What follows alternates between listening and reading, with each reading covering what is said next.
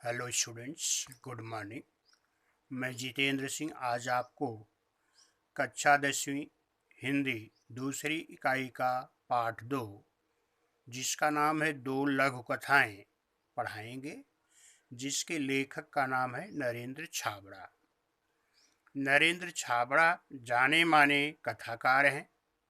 कहानियों के साथ साथ आपने बहुत सी लघु कथाएं भी लिखी है। आपकी लघु कथाएं विभिन्न पत्र पत्रिकाओं में छपती रहती हैं।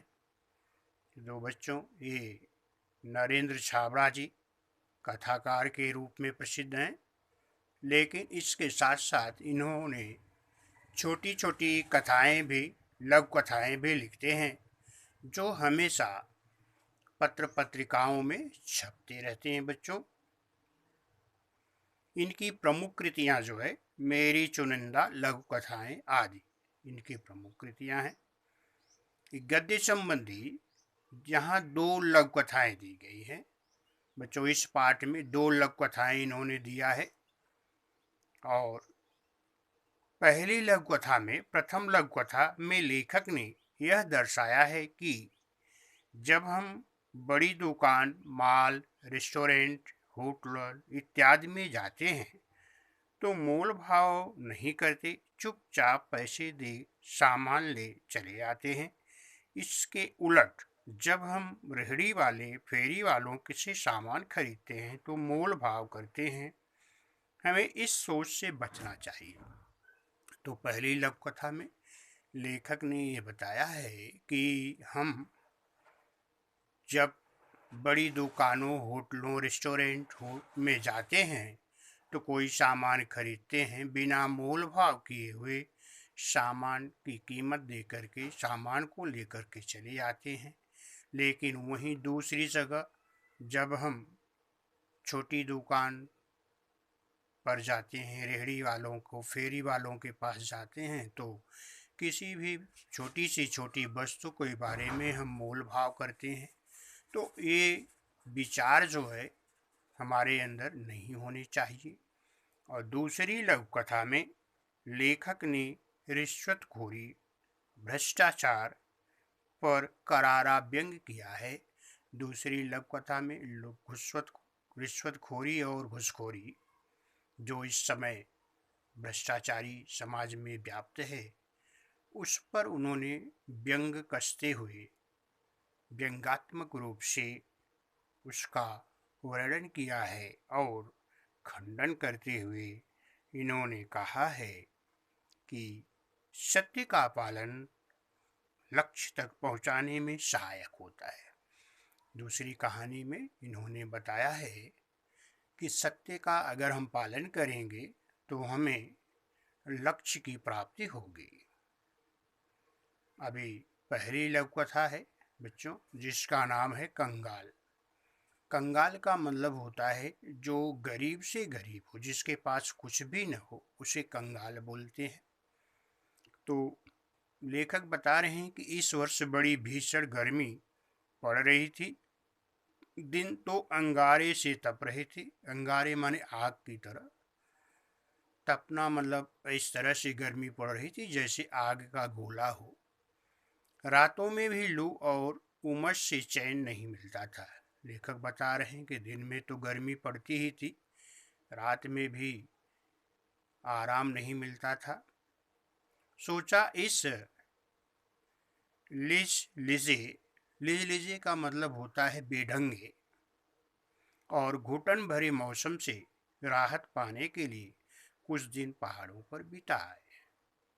तो लेखक ने सोचा ऐसा बेढंगा समय है और दिन घुटन भरे दिन है, इसको ऐसे समय में उसे कुछ दिन पहाड़ों में पहाड़ी सैर करना चाहिए। ऐसा लेखक ने विचार बनाया और अगले दिन, अगले सप्ताह, उसके अगले वाले सप्ताह में ही पर्वतीय स्थल की यात्रा पर निकल पड़े। लेखक जो है पर्वत की यात्रा के लिए निकल पड़े और 2-3 दिनों में ही मन में सुकून सा अनुभव महसूस होने लगा। सुकून माने राहत। लेखक पर्वतीय स्थल पर पहुंच जाता है। 2-3 दिन में उसको राहत मिल जाती है, चैन आता है। और वहाँ का प्राकृतिक सौंदर्य, हरे भरे पहाड़, गर्व से सीना ताने खड़े, दीर्घता सिद्ध करते वृक्ष, पहाड़ों की नीरवता में हल्का सा शोर कर अपना अस्तित्व सिद्ध करने झरने मन बहलाव के लिए पर्याप्त थे। लेखक बता रहे हैं कि जब हम पर्वतीय स्थल पर पहुंच गए तो वहाँ का जो वातावरण था बहुत ही सुहावना था। पेड़ पौधे थे, हरी हरी वृक्ष थे, और वो जो वृक्ष जो है ऊंचे ऊंचे खड़े हुए थे, ऐसा महसूस करा रहे थे कि वृक्ष जो है सबसे ऊंचे हैं। और ऐसे समय में एकदम शांत वातावरण था। उस शांत वातावरण को भंग करते हुए झरने की आवाज केवल आती थी, जो कि मन को अच्छी लग रही थी। उस दिन शाम के वक्त झील किनारे टहल रहे थे। लेखक कहता है उसी दिन शाम को झील के किनारे हम टहल रहे थे। एक भुट्टे वाला आया और बोला, साहब भुट्टा देंगे? गरम गरम भून कर मसाला लगा करके दूंगा। सहज ही पूछ लिया, कितने का? लेखक कहता है उस दिन शाम को मैं झील के किनारे घूम रहा था, तभी एक भुट्टा बेचने वाला व्यक्ति आता है, लड़का, और पूछता है कि साहब भुट्टा लेंगे क्या? गरम गरम देंगे और मसाले लगा के देंगे। तो लेखक कहता है मैं सहज सरलता से आसानी से पूछ लिया कि कितने का। तो उसने कहा 5 रुपए का। दुकानदार बेचने वाला कहता है कि साहब 5 रुपए का एक? तो क्या 5 रुपए में एक भुट्टा? हमारे शहर में तो 2 रुपए में एक मिलता है, तुम 3 ले लो। लेखक कहता है कि ठीक है, तुम जो 5 रुपए मांग रहे हो ये ज़्यादा मांग रहे हो, हमारे यहाँ तो 2 रुपए में एक मिलता है।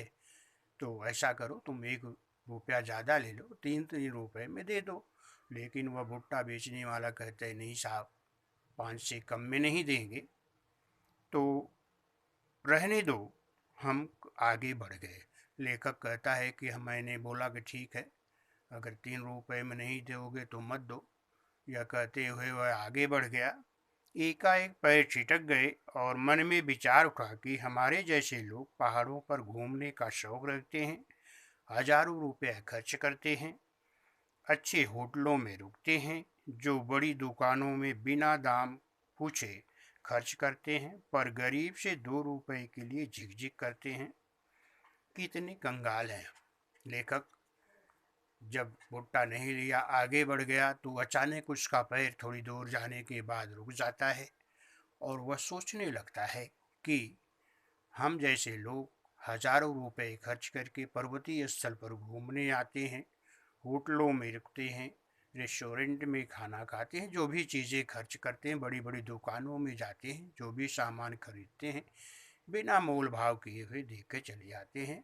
और जब इस गरीब की बात आती है तो इस गरीब से हम 2 रुपए के लिए झिकझिक कर रहे हैं। झिकझिक मतलब करना कि मोल भाव करना। तो ये लेखक के मन में विचार आता है कि हम कितने कंगाल हैं। वास्तव में ऐसे लोग ही कंगाल कहे जाते हैं, गरीब कहे जाते हैं, ऐसा भाव लेखक के मन में आता है। तो उल्टे कदम लौटा और 20 रुपए में 4 भुट्टे खरीद कर चल पड़ा अपनी राह। मन अब सुकून अनुभव कर रहा था। तो लेखक के मन में जब ऐसे भाव आते हैं तो लेखक जो है फिर वापस लौट करके आता है और 20 रुपए का 4 भुट्टा खरीदता है। और खरीदने के बाद फिर अपनी राह पर, अपने रास्ते पर चलता है और ऐसा महसूस करता है, उसके मन में चैन आता है, सुकून आता है, आनंद आता है, क्योंकि उसको आनंद की अनुभूति होती है। उसको अब लगता है कि वह सही काम किया। इसके पहले उसे ऐसा लग रहा था कि वह जो काम किया वो बहुत गलत किया, उस भुट्टे वाले से भुट्टा नहीं खरीद करके 1-2 रुपए के लिए। लेकिन अब जब वह खरीद लेता है तो उसको चैन आता है। इस कहानी से ये सीख मिल रही है बच्चों कि हम कुछ ऐसे लोग हैं जो कि बाजारों में जाते हैं, बड़ी बड़ी दुकानों पर जाते हैं, मोल भाव करते नहीं, कुछ भी लेकर पैसा खरीद करके सामान पैसा दे करके वापस चले जाते हैं। लेकिन वही व्यक्ति जब गरीब विक्रेता के पास जाता है तो वहाँ पर मोल भाव करता है। ऐसा उसको नहीं करना चाहिए। लोगों की सोच बदलनी चाहिए। लेखक इस कहानी से यह बताने का प्रयास कर रहा है। अभी लेखक की दूसरी कहानी है सही उत्तर। सही उत्तर तो हमेशा जो है सही उत्तर देना चाहिए, सत्य बोलना चाहिए। इस कहानी से ये सीख बता रहा है लेखक। देखिए, अब तक वह कितने ही स्थलों पर नौकरी के लिए आवेदन कर चुका था, साक्षात्कार दे चुका था। उसके प्रमाण पत्रों की फाइलें भी उसे सफलता दिलाने में नाकामयाब रही थी। लेखक कहता है कि उसके अभी तक वह कई जगह पर नौकरी के लिए आवेदन पत्र भर चुका था और साक्षात्कार इंटरव्यू भी देने गया था। उसके पास प्रमाण पत्र भी थे, फिर भी उसको सफलता नहीं मिल रही थी। तो हर जगह भ्रष्टाचार, रिश्वत का बोलबाला होने के कारण लेखक कहता है जहाँ भी जाता था हर जगह रिश्वत की बात आती थी, घूसखोरी की बात आती थी और हर जगह भ्रष्टाचारी होने के कारण उसको सफलता नहीं मिल रही थी। योग्यता के बावजूद भी उसका चयन नहीं हो पा रहा था। लेखक योग्य था, उसके पास योग्यता थी, फिर भी उसको कहीं भी नौकरी नहीं मिल पा रही थी। हर ओर से अब वह निराश हो चुका था। भ्रष्ट सामाजिक व्यवस्था को कोसने के लिए उसके अलावा उसके पास बस में कुछ और नहीं था। लेखक कहता है कि इस तंत्र को, भ्रष्ट वातावरण को बस कोसना, उसका ही दोष देना, कोसना माने दोष देने के अलावा उसके पास कुछ भी बस में नहीं था। लेखक ऐसा आभास कर रहा था कि उसके पास योग्यता होते भी उसे ऐसे माहौल में नौकरी नहीं मिल रही है। आज फिर उसे साक्षात्कार के लिए जाना था। लेखक कहता है आज फिर उसको जाना था एक जगह साक्षात्कार के लिए। अब तक देश प्रेम, नैतिकता, शिष्टाचार, ईमानदारी, अपने तर्कपूर्ण विचार बड़े विश्वास से रखता आया था, लेकिन इसके बावजूद भी उसके हिस्से में सिर्फ असफलता ही आई। लेखक कहता है जहाँ भी वह साक्षात्कार के लिए गया, जहाँ भी इंटरव्यू के लिए गया, हर जगह उसने देश प्रेम का और नैतिकता, शिष्टाचार, ईमानदारी और तर्कपूर्ण विचार का उपयोग किया, लेकिन फिर भी उसको कहीं भी सफलता नहीं मिली। यह लेखक के पास ऐसे अद्भुत गुण होते हुए भी उसको सफलता नहीं मिलती थी। यह आज भी उसको साक्षात्कार में जाना था। तो साक्षात्कार के लिए उपस्थित आज भी हो जाता है। साक्षात्कार के लिए उपस्थित प्रतिनिधिमंडल माने लोगों का समूह, जो अधिकारी लोग थे उनका समूह जो है पूछा। उसमें से एक ने पूछा, कई लोग इंटरव्यू साक्षात्कार ले रहे थे बच्चों, उसमें से एक ने पूछा कि भ्रष्टाचार के बारे में आपकी क्या राय है। उन्होंने कहा कि भ्रष्टाचार के बारे में आपकी राय, आपका ओपिनियन क्या है, आपके विचार क्या हैं। तो लेखक कहता है भ्रष्टाचार एक ऐसा कीड़ा है जो देश को घुन की तरह खा रहा है। तो भ्रष्टाचार का के बारे में लेखक ने बताया कि भ्रष्टाचार एक कीड़े के समान है जो कि देश को खा रहा है। जिस तरह से कीड़ा अनाज को खाता है, ठीक उसी प्रकार से भ्रष्टाचारी भी देश को खा रहा है। इससे सारी सामाजिक व्यवस्था को चिंताजनक स्थिति में पहुंचा दिया है और भ्रष्टाचारी ही एक ऐसी चीज़ है जो देश को चिंताजनक, जिन देश की जो सामाजिक व्यवस्था है वो चिंताजनक स्थिति में पहुंचा दिया है। सच कहा जाए तो यह देश के लिए कलंक है। उन्होंने कहा कि अगर सही माने में पूछोगे तो ये भ्रष्टाचारी है देश के लिए कलंक है। कलंक माने एक धब्बे के समान है। अधिकारियों के चेहरे पर हल्की सी मुस्कान और उत्सुकता आ गई। जो अधिकारी थे, लेखक के इस प्रश्न का उत्तर सुनते ही उनके चेहरे पर मुस्कान आ गई और कुछ उत्सुक जैसे दिखने लगे। उत्सुक माने कुछ और जानने की इच्छा रखना। उसके तर्क से उन्हें महसूस होने लगी दूसरे अधिकारी ने प्रश्न किया कि रिश्वत को आप क्या मानते हैं। तो दूसरा अधिकारी पूछ बैठा कि ठीक है, भ्रष्टाचारी के बारे में तो आपने बताया, अभी आप रिश्वत के बारे में क्या जानते हो, रिश्वत के बारे में आप क्या कह सकते हो। तो लेखक कहता है कि यह भ्रष्टाचार की बहन है। रिश्वतखोरी भ्रष्टाचार की बहन की तरह है। जैसे विशेष अवसरों पर हम अपने प्रियजनों, परिचितों, मित्रों को उपहार देते हैं। लेखक बता रहा है कि जिस प्रकार से कुछ विशेष अवसर होते हैं तो विशेष अवसरों पर अपने प्रियजनों, अपने मित्रों, अपने सगे संबंधियों, अपने दोस्तों को हम कुछ उपहार देते हैं। इसका स्वरूप भी कुछ ऐसा है। तो रिश्वतखोरी का भी स्वरूप ठीक रूप वैसा ही है, लेकिन उपहार देकर हम केवल खुशियों या कर्तव्य का आदान प्रदान करते हैं।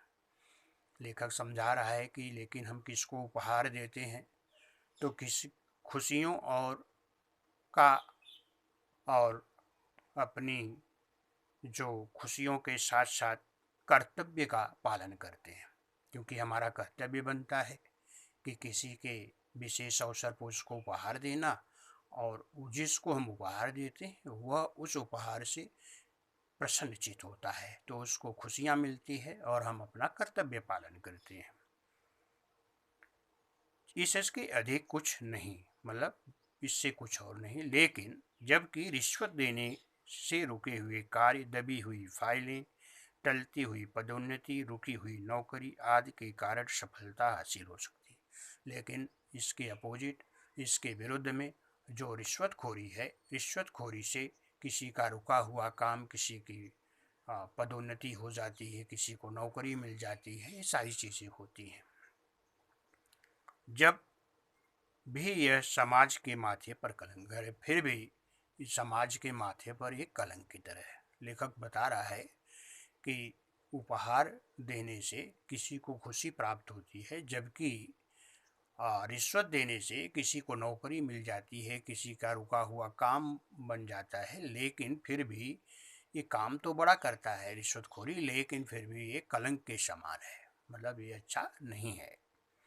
इसका समर्थन कतई नहीं किया जाता। उन्होंने कह रहे हैं कि मैं इसका समर्थन नहीं करता, मतलब इसका साथ नहीं देता।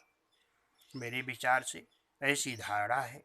कहकर वह तेजी से बाहर निकल आया, जानता था कि यहाँ भी चैन नहीं होगा। यह कहते हुए लेखक जो है कमरे से बाहर आ गया, क्योंकि उसको लग रहा था कि यहाँ भी मेरी नियुक्ति नहीं होने वाली, यहाँ भी मुझे नौकरी नहीं मिलने वाली है। क्योंकि वो अधिकारी लोग रिश्वतखोरी और भ्रष्टाचारी के बारे में ही प्रश्न पूछ रहे थे। ऐसे लेखक को लगा कि जहाँ पर ऐसे प्रश्न ही किए जा रहे हैं, वहाँ पर हमारी भी आज के दिन भी उसे कुछ मिलने वाला नहीं है, नौकरी मिलने वाली नहीं है, इसलिए वो वापस निकल आता है।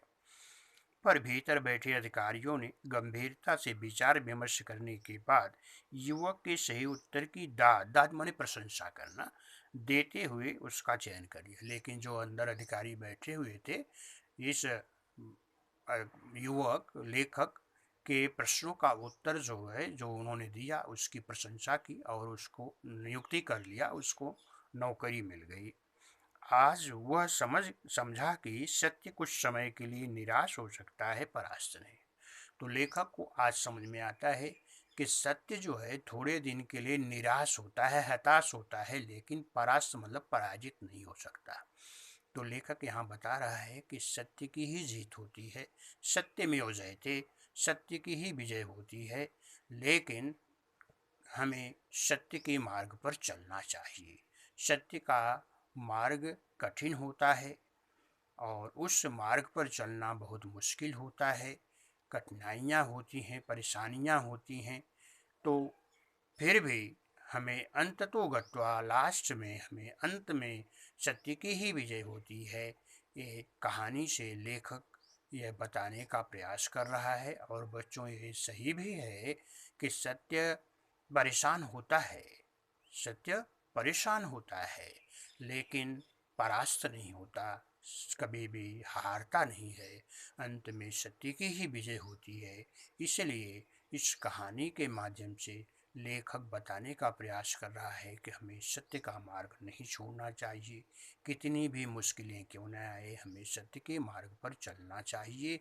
इस कहानी से ये सीख मिलती है और ये पाठ आज का आपका यहाँ समाप्त होता है बच्चों।